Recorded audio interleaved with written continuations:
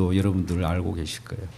어제 잠을 주무시지도 않고 그걸 제 방을 계속 틀어보는 분도 있었을 것 같아요. 여러 가지를 승리하는 우리 주님의 역사를 봅니다. 물론 지는 측면에서는 그러면 하나님이 역사하시지 않았느냐? 그건 아니죠. 각각 하나님께서 아름다운 모양으로 또 위로를 주실 우리 국민들에게 큰 위로와 격려와 또 그러한 승리를 안겨다 준 겁니다. 얼마나 기쁩니까? 이 세상 기쁨도 이렇게 클진데 우리 주님이 주시는 그 기쁨은 그거에 비하면 그걸 비교할 수가 없죠. 하늘과 땅만큼의 차이가 있다는 이 사실을 기억하시고 오늘 천국 백성 된 여러분들을 함께 말씀으로 은혜 받기를 원합니다. 여러분, 우리는 이러한 천국을 소유했다. 우리가 예수를 믿음으로 말미암아 성령이 내 마음 가운데 거하셔서 하나님의 사람이 되었다. 예수 그리스도의 피로 값주고 산 교회가 되었다. 하나님의 백성이 되었다. 가족이 되었다. 이런 말씀을 하잖아요. 또 내가 예수를 믿었으므로 뭔가 또 내 속에 또 내 주변에 변화가 일어나야 합니다. 근데 예수 믿어도 우리는 어떠세요? 금방 무슨 티가 납니까? 잘 티가 나지 않고 금방금방 성장하는 속도도 희미하고 과연 내가 예수 믿는 건 맞을까? 내 속에 과연 우리 주님이 함께 하실까? 천국이 도래했을까? 이런 의아심을 갖게 됩니다. 그러한 의아심을 갖는 저와 여러분에게 오늘 귀중한 말씀, 비유의 말씀을 통해서 하나님께서 말씀하십니다. 우리는 비유라고 하면 일명 파라볼레라는 용어를 씁니다. 이것이 여러분들에게 귀에 익숙하기 위해서 천국을 바라보는 여러분에게 파라볼레라고 이렇게 생각하시면 비유의 말씀이 우리 마음께 쉽게 인식이 될 것입니다.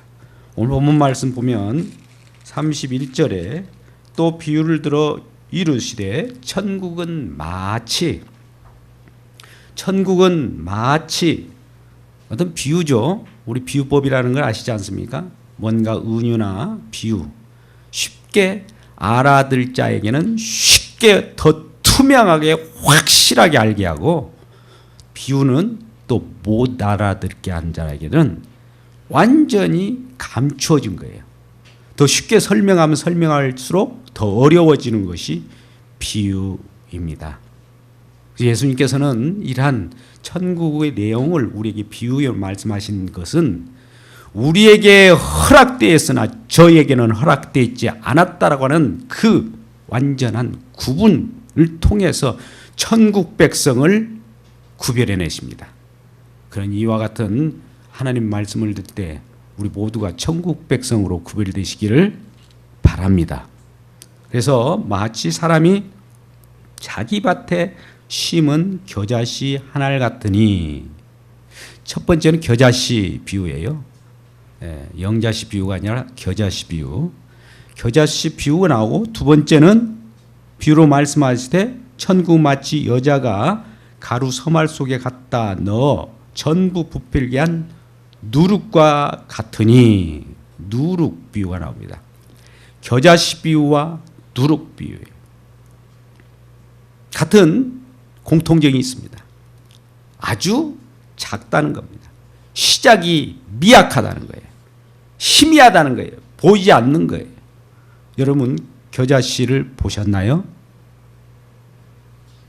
겨자는 드셔봤잖아요. 냉면 드실 때, 또 여러 생선을 드실 때 겨자를 우리는 먹고 또 그것을 섭취합니다만 진정 겨자씨에 대해서는 잘 모릅니다. 물론 인터넷을 조회해서 겨자나무, 겨자풀이라고 얘기하죠. 어떻게 겨자씨는 참깨보다도 한 10분의 1도 안 될 거예요. 그걸 바라보다가 우리가 콧김에 휙 날아갈 정도로 아주 작은 것을 뜻합니다. 또 이분의 그 당시 예수님이 역사할 때 이곳에 오셔서 그 많은 군중들 앞에 설명할 때의 겨자씨는 그 어떤 씨보다도 작은 겨자씨를 비유로 설명하는 겁니다. 현재적으로도 겨자씨보다 더 작은 씨도 있습니다. 그러나 그 당시에는 겨자씨가 가장 적을 당시, 가장 적은 것을 가지고 비유를 하는 거예요. 이렇게 시작이 작다, 희미하다, 보이지 않다, 숨겨진 것이라. 우리 눈에 보이지 않는 거예요. 천국은 보이지 않고 숨겨진 채로 이 땅에 들어온 겁니다.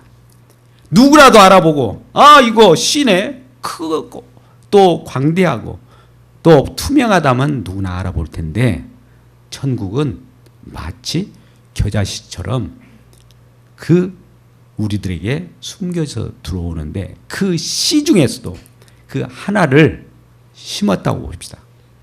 여러분, 농부가 겨자씨를 그 여러 개를 그냥 뿌리는 것은 이해가 돼요. 근데 오늘 본 말씀 보면 32절에 이는 모든 씨보다 작은 것이로되 자란 후에는 풀보다 커서 나무가 되며 공중의 새들이 와서 그 가지에 깃들이니라. 이렇게 성장하는데 그 31절 마지막에 겨자씨 하나를 심었다는 거예요. 여러분, 많은 씨를 우리가 흩어져 뿌리면은 그 중에 날 건 날고 또 여러 가지 햇빛이 비쳐서 그 자라지 못하는 건 자라지 못하는 거 아닙니까? 그런데 하나를 밭을 갈고 그것을 심었다고 했을 때 겨자씨 그 작은 것 중에 작은 것을 심었으니 보입니까? 예. 이 땅에는 천국이 이와 같이 처음에 가장 작게 누구도 알아보지 못하도록 숨겨진 채로 심겨져서 들어옵니다. 근데 그 결과가 점점 성장한 나머지 점점 창대해져서 큰 나무가 됐다고 해요. 물론 겨자씨의 그 나무라는 표현은 좀 어색합니다만 표현은 오늘 번역상에 나무가 되었다. 풀보다 컸다. 겨자씨는 풀이에요, 풀. 겨자가 자라나면 나무가 되는 것이 아닙니다. 근데 풀과 나무가 되었다. 나무라고 할 때 가장 크거 나면은 제가 인터넷에 조사해 보니까 한 3m 정도 되는데 거기에 공중의 새들이 와서 그 기거하고 그 가지에 깃들었다. 뭐 화려한 것처럼 보였는데 사실 별것 아닌 것처럼 느끼지 않습니까? 비유를 하려면 큰 씨를 뿌려가지고 강대한 어떤 나무 수천 년을 이렇게 살아가면서 큰 나무 속에 새들이 깃든다면 우리는 천국은 저렇게 자라고 크게 되는구나를 알게 될 텐데 작은 씨에다가 또 작은 나무에 새들이 깃들인다 보니까 이거 우리들 보기에는 아주 우스꽝스럽잖아요. 예. 천국은요, 우리들이 우스꽝스럽게 느낄 정도의 것으로 나타난다는 겁니다. 그래서 발견되지 못해요. 아무나 발견하는 것이 아니에요. 그러니 이러한 누구나 발견되지 않고 숨겨진 모습으로 그 눈에 띄지 않게 나타난 천국이 저와 여러분의 말씀을 통하여 분명하고 뚜렷하고 확실하게 나타나시기를 주의 이름으로 축복합니다. 그럴 때 이게 커지면서 성장하는 천국의 모습을 보게 되는 거예요. 예수님께서도 이 땅에 오셔서 회개하라, 천국이 가까웠다. 회개하라고 하는 것은 뭘까요? 우리가 생각하는 천국, 파라다이스, 더 좋은 세상, 이런 것은 돌이키고 그런 생각 아예 마음 먹지 말고 예수님께서 천국을 가르쳐 줄 텐데, 천국을 몰고 올 텐데 방금 겨자씨에 하나를 뿌려서 하나를 심어서 자라나는 것처럼 희미하게 나타나는 이 천국이 진정한 천국임을 알라는 거예요. 우리는 마음속에 욕심이 많아서 우리가 꿈꾸는 세상이 있어요. 이런 세상은 우리가 생각하는 천국은 자유예요. 우리 마음에 들면 천국이고 마음에 안 들면 지옥이고 그러지 않습니까? 그런데 진정한 천국을 몰고 오신 분이 계세요. 천국의 주인이 천국을 몰고 오실 때 우리들이 생각하는 모든 것을 회개하고 접고 내려놓고 진정한 내가 천국을 가져올 테니 천국에 대한 비유의 말씀을 듣고 이 천국이 진정한 천국임을 알아채라는 거예요. 그러면 예수님께서 알아채게 하실 자는 알아채게 만드는 거예요. 예수님께서 천국을 몰고 오시고 또 몰고 오신 그분이 천국의 주인이기 때문입니다. 그래서 우리는 죽고 나서 가는 어떤 하나의 영역, 하나의 장소, 이게 천국이 아니라 이미 천국이 저와 여러분에게 도래했습니다. 할렐루야! 이게 믿음이에요. 이미 도래한 천국과 또 이미 그 천국에서 오신 그 천국과의 연결을 하기 위하여 예수님께서 오신 거예요. 그래서 천국이 어디 있냐, 여기 있다 저기 있다 하지 않고 바로 너희 마음에 있느니라, 이렇게 예수님께서 말씀합니다. 그렇다면 우리 마음에 천국이면 내 마음이 천국 같고 날마다 불편함이 없고 평화롭고 즐겁고 기뻐해야 되는데, 사실 천국을 소유한 백성으로 살아갈 때 어떠세요? 천국을 누리고 사십니까? 아니죠. 천국의 소중함을 이 땅에 살아가는 동안에는 그것을 충분하게 알고 완전한 천국의 내용으로 열리게 됩니다. 그러니까 저와의 육신을 가지고 있는 저와 여러분은 이 땅에는 천국과 천국 비슷한 이 세상이 같이 공존해요. 그래서 이 진정한 천국이 얼마나 소중한가를 깨닫고 그 알고 나서 진정한 천국을 마음껏 누릴 수 있도록 예비되어 있습니다. 예비되어 있을 뿐만 아니라 우리 가운데 와 있어요. 이러한 천국이 처음에는 조금씩 느껴져요. 조금씩 겨자씨 한 알처럼 아주 미세하게. 과연 예수 믿어도 내가 천국을 소유한 거야? 겨자씨 한 알만한 믿음도 없는 것 같은데? 예! 처음에는 그렇게 느껴지지만 이것이 겨자씨가 점점 자라서 왕성해서 창대할 때 우리 마음 가운데 완전 천국이 이루어지는 거예요.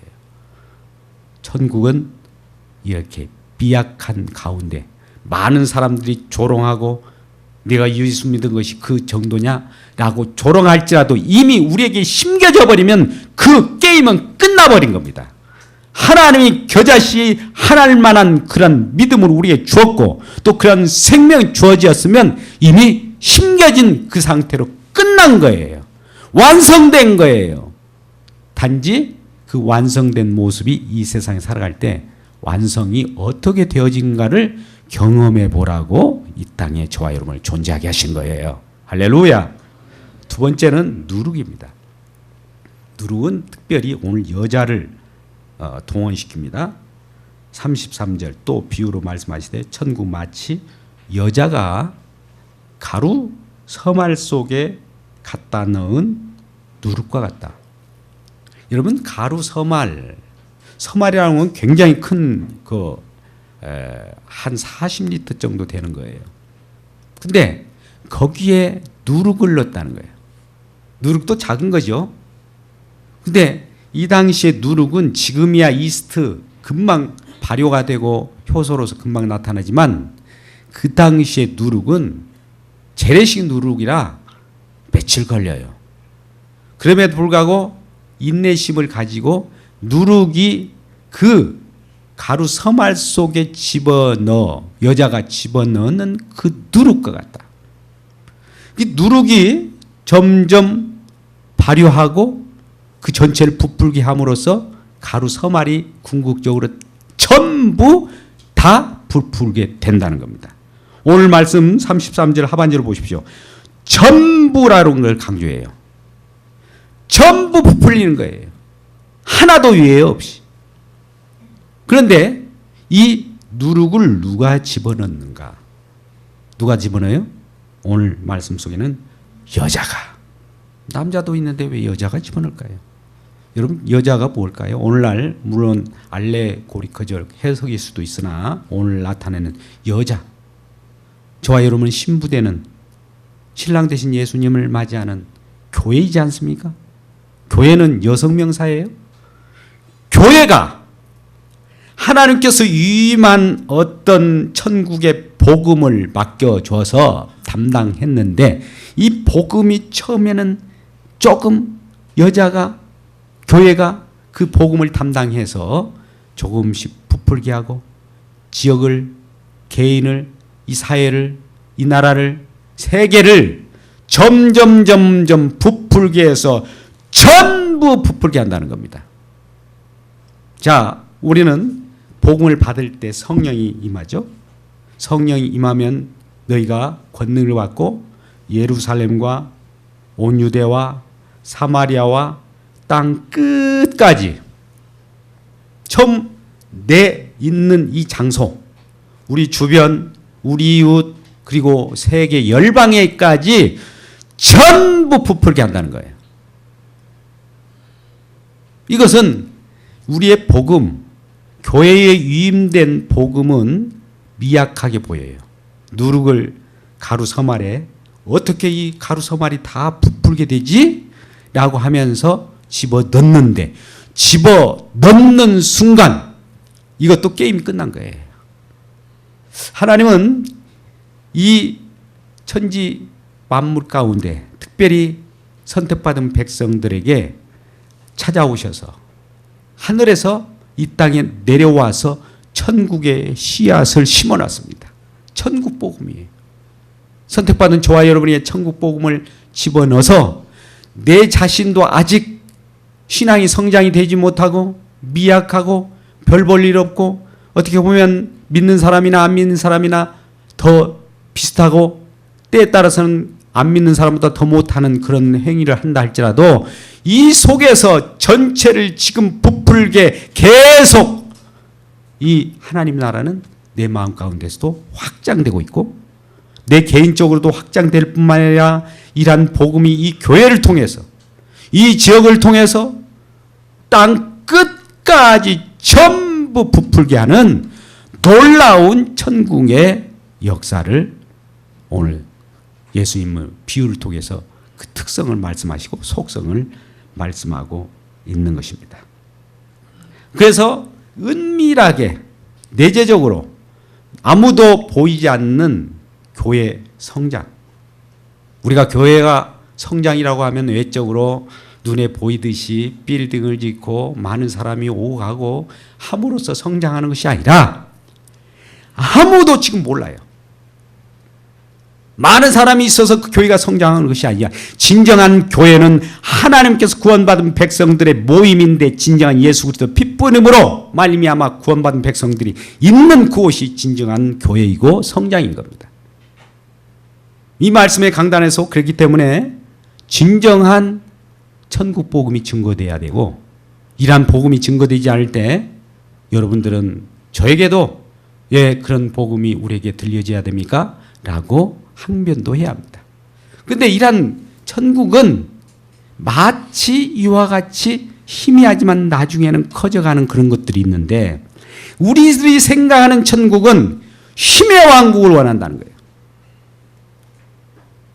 세상 제국처럼 힘으로서 남을 제패하고 영역을 확장하는 것처럼 나타나는데 반대로 예수님께서 우리에게 제시하시는 천국은 우리의 욕심을 점점 삭제시켜가고 딜리트 시켜가고 없애가는 그런 가운데 하나님 나라를 심는 거예요.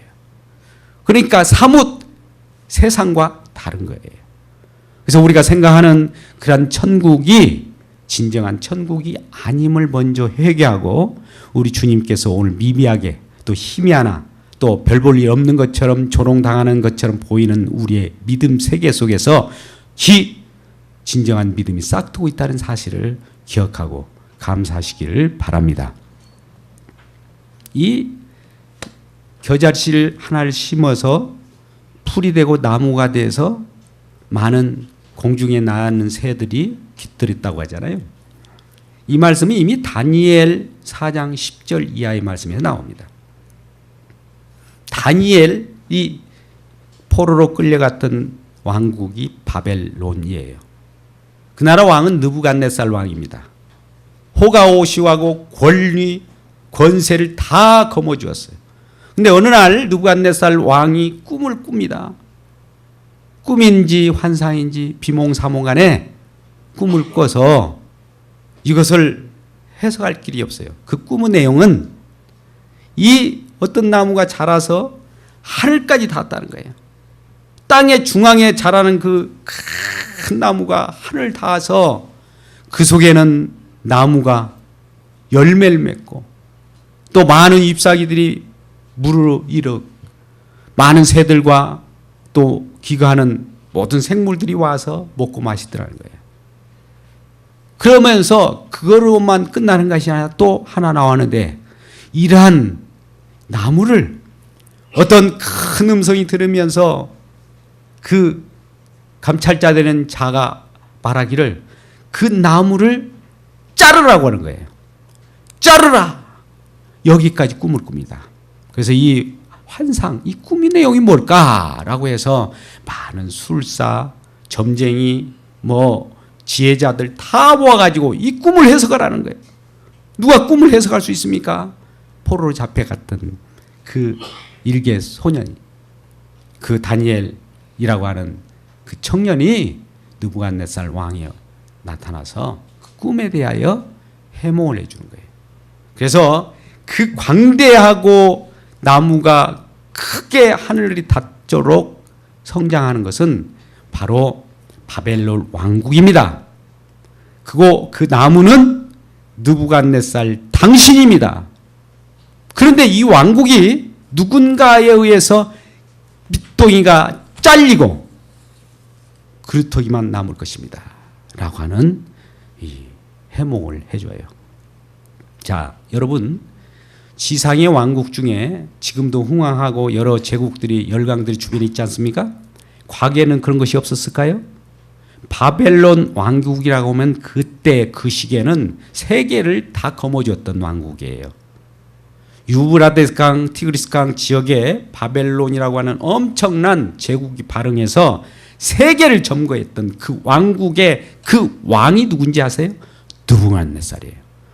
당신 권위가 아무리 힘의 왕국이 크더라도 그 감찰자이신 그 하나님, 그분이 말씀하시면 그 밑동이가 끊긴다는 거예요.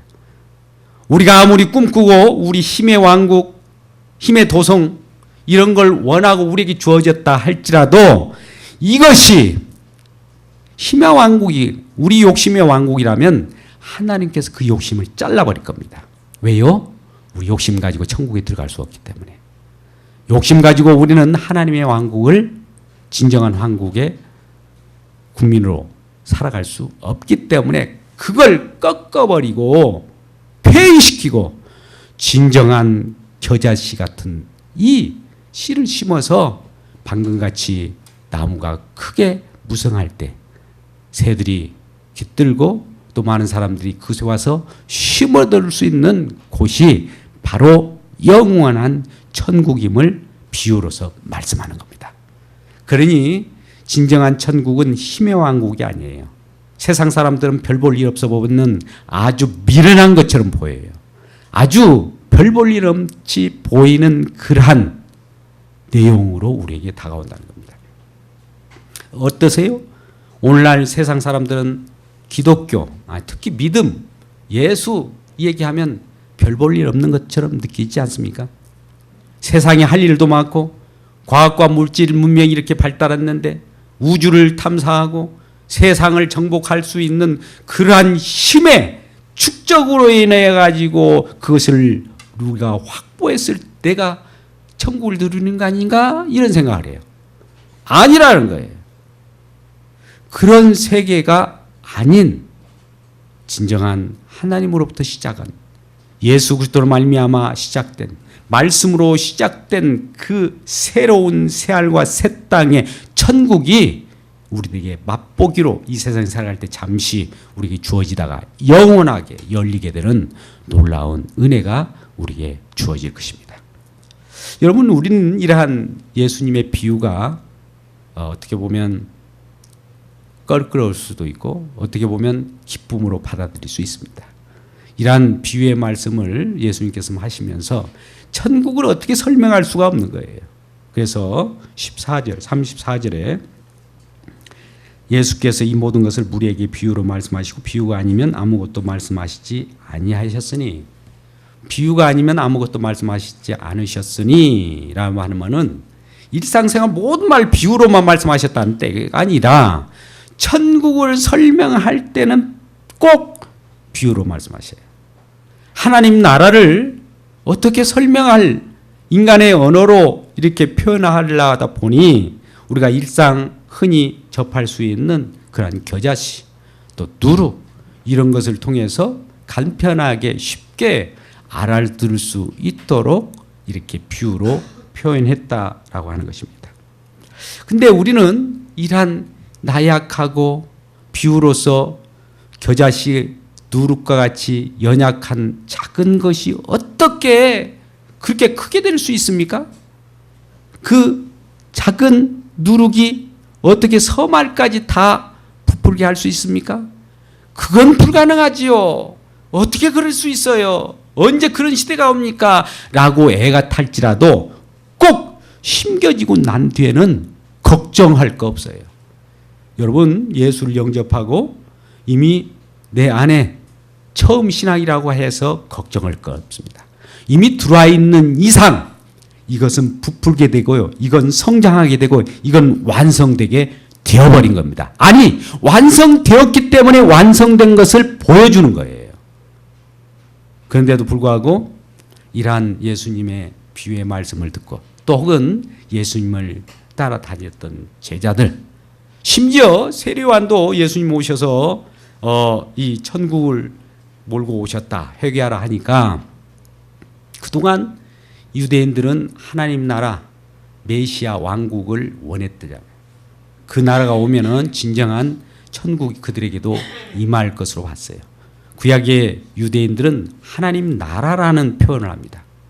천국보다도 하나님의 나라, 이 하나님의 나라를 대망히 했던 사상이 메시아 사상이에요.